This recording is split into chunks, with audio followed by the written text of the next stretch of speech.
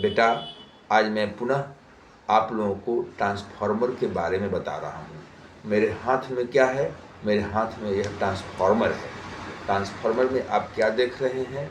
ये जो है ये इनपुट वायर्स है और इधर वाला ये आउटपुट वायर्स है और बीच में ये देख रहे हैं इलेमिनेटेड आयरन कोर्स है।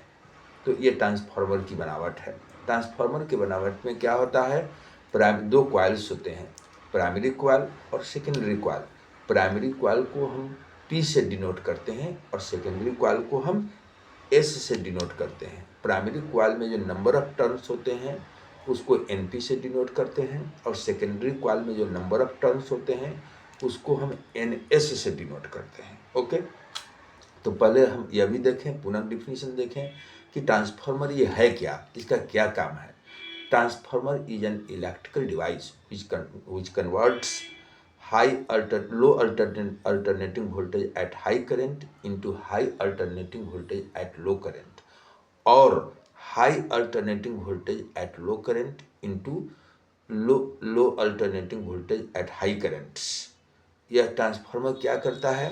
Transformer high alternating voltage at low current को low alternating voltage at high current में बदलता है या low alternating voltage at high current को high alternating voltage at low current में बदलता है।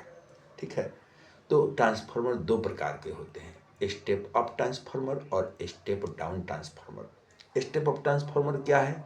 जो वोल्टेज को लो से हाई करे उसको स्टेप अप कहते हैं, अप ऊपर उठाना।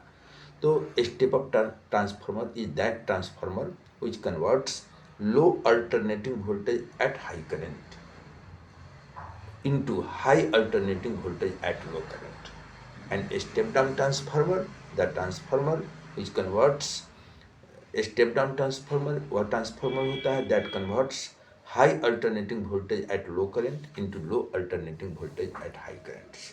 स्टेप अप ट्रांसफार्मर में number of secondary coil number of primary coil से बड़ा होता है, यानी NS ग्रेटर देन NP, और स्टेप डाउन ट्रांसफार्मर में NS लेस देन NP होता है।